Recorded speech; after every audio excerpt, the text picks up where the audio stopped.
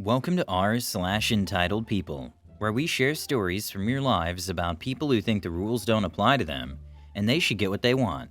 Thank you, friends, for subscribing to the channel and for so many likes. And today we have 3 great stories, so subscribe, hit the like button, and let's begin. The second story: witnessing the epic fail, nightclub chaos ends with a marble floor showdown. The third story: playing hardball with management, how I used a job offer to secure a better future for myself and my colleague. The first story is understaffed, rattled, and my legs hurt. I work in a restaurant as a server slash bartender slash hostess slash busser slash food runner. You see where this is going. We seat a maximum of 50 people inside, 14 tables, and 2 outside. They're recently starting setting up the schedule to have the least amount of people working. That means there are days where I'm alone for 5 hours. Not only do I seat and take orders, I'm also responsible for pouring and mixing any drinks. We have a full-service bar and running the food. Now that it's the summer, there are days where I have 8 to 9 tables to serve by myself. I'm constantly running around and hate feeling like I can't give the best service possible because of it. I don't have time to properly check on people or have good conversations, because I'll look up and see another table looking around grumpily for their drink. We had one shift where 11 tables were in, and I was the only server. Often it's just me and 2 cooks in the kitchen. At first I thought it was just like that sometimes, but it's become the new norm. It seems like every week there are less people working each shift to cut costs. Today we were one of the only restaurants open in town. I was alone for many hours, including the insane rush periods. It was totally ridiculous. I'm finally home and my legs are actually aching. Not to toot my own horn, but when we're adequately staffed, which happens rarely, my average tips are 25% to 30%, which helps me believe it's not just my ability but the situation. I still manage to make good/decent tips when I'm in this position, but knowing it could have been excellent and not just okay for the customers makes me cringe. Edit: I effing quit. Details of my recently crappy job. Well, friends, I finally did it. I quit. A breakdown of the horribleness that I've escaped. All tips pooled and distributed via paycheck based off how many hours you worked. Makes it very easy for some to be skimped. 50% of tips go to kitchen.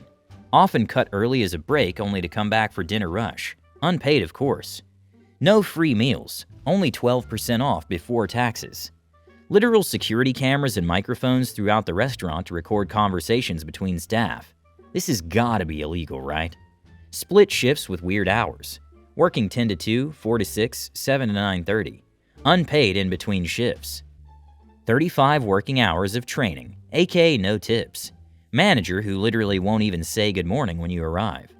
Manager who schedules himself as server for best shifts 30 hours a week, so other staff have to compete for other shifts. Manager who also works in the kitchen to get a larger portion of the tip distribution. First come, first serve shifts that are posted at 11 p.m. every week. Manager is already scheduled, of course. You have to go in and pick the shifts you want and hope you get enough hours and the other staff haven't taken all the good ones.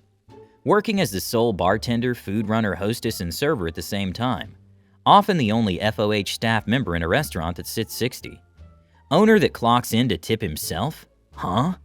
Restaurant that's constantly running out of food, booze items, but not telling you until you place the order. I had a long, slow, dark shift yesterday and just decided, you know what, F this. As soon as I walked out the door, I felt better. I bought myself a beer and quit on the spot. So yeah, I feel good, you guys. Freedom. Aw, what a great workplace you had.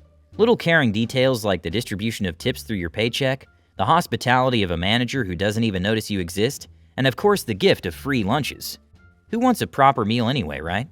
And that camera monitoring all your conversations, of course, is a great addition to your work environment. How can you not love the idea that every word spoken inside a restaurant is recorded and stored forever? And of course, shifts with indefinite gaps that you spend on lunch or rather a snack on your own dime.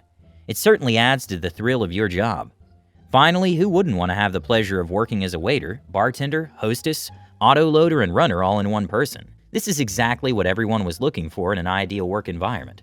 And of course, after such an experience, the realization that freedom is the best thing to happen to you is simply unspeakable.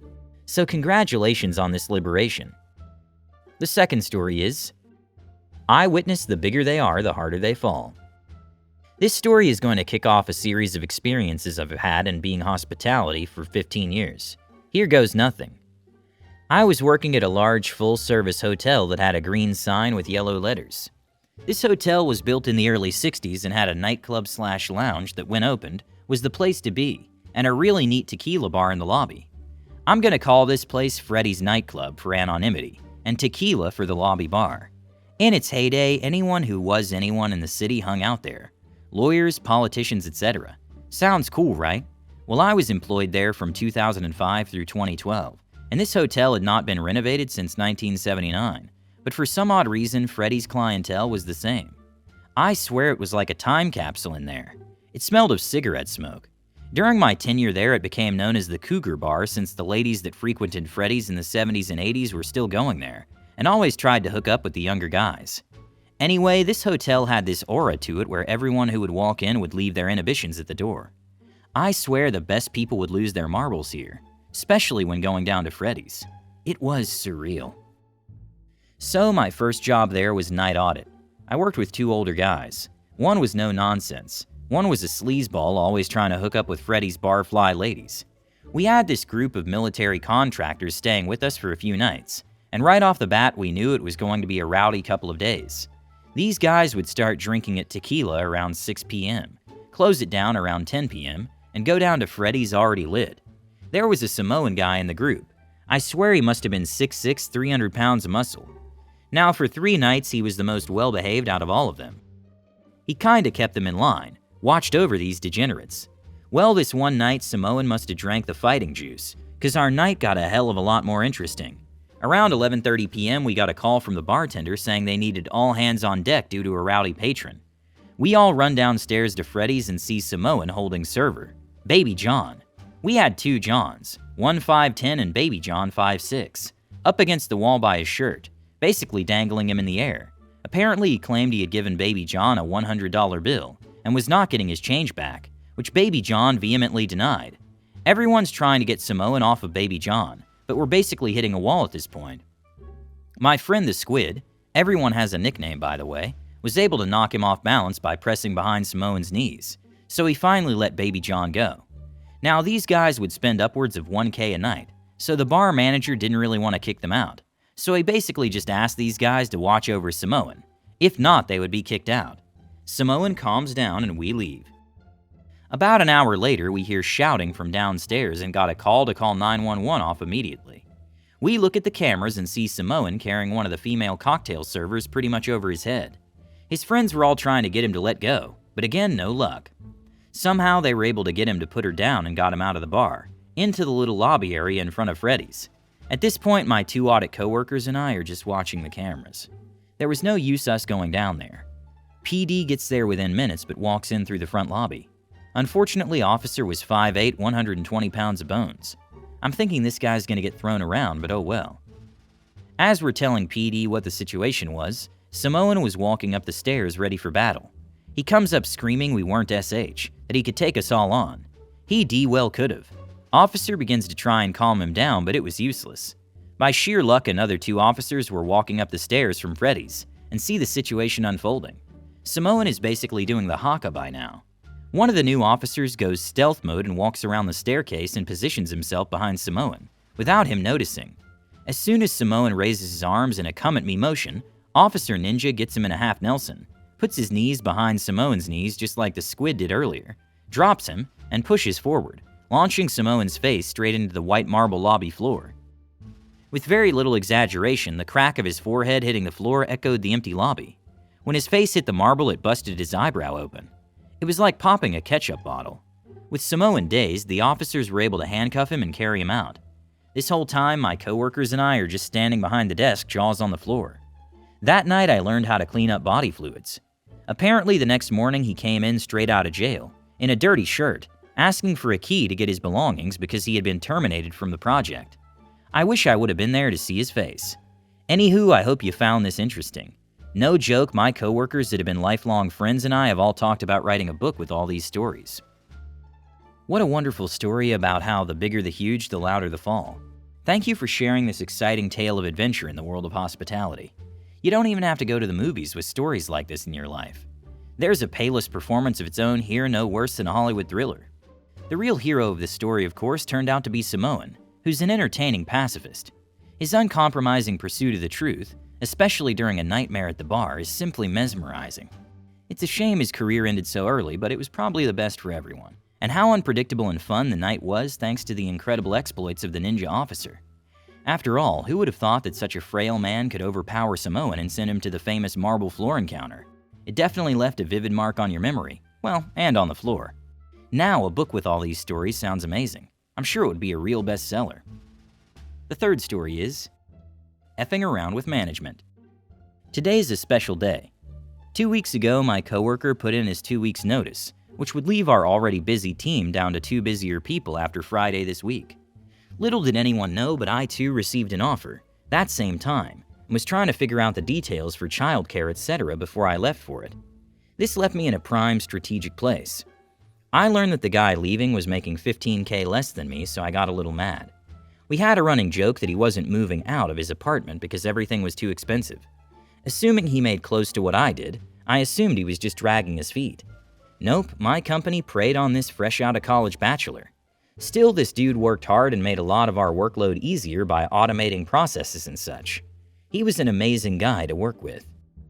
The other guy on the team is not great. We would have to cover for him a lot, and he always looked super depressed on our team calls. Never saying anything, no smiling, etc. I never really liked him, to be honest, but I can understand that he's probably feeling SH because the job is monotonous and boring, and he may likely be earning around that same amount the dude made, but he has 2 kids. Being the absolute D I am, I called management to a meeting to discuss my wages. I informed them that I got an offer, but also told them they were like family, and I didn't want to leave them without giving them a chance to counter the offer. I specified that I needed to make the $9K more a year for me to consider it, and pointed out that if I accepted the offer, they would be hobbled for months until new hires were trained to take over. I'm assuming they'll lowball. Either way, I'm not accepting. I'm going to get whatever they offer in writing, and then I'm forwarding it to my last coworker to help him negotiate a raise. But more about today. In about 1 minute, I have the meeting to discuss terms. I'll update right after this call. Update 1. Had a quick discussion with my team's manager, who I want you to know is an absolute angel. Whole team is really great, but I digress. She told me she knew what I was going to say when she received the determination from the higher-ups. They refused to negotiate any wage increases. I found it strange at first that they didn't even make an SH offer, since the CEO's town hall said it lost 6% revenue, but also dropped 33% in operational costs. I assume wages are part of that cost, and a 10% across-the-board wage increase would have been pretty negligible in the grand scheme. But alas, corporate wants to F around, so now they can find out. I call my remaining teammate who's going to be alone and underpaid, and he's hitting 51K. I was honestly surprised it wasn't lower.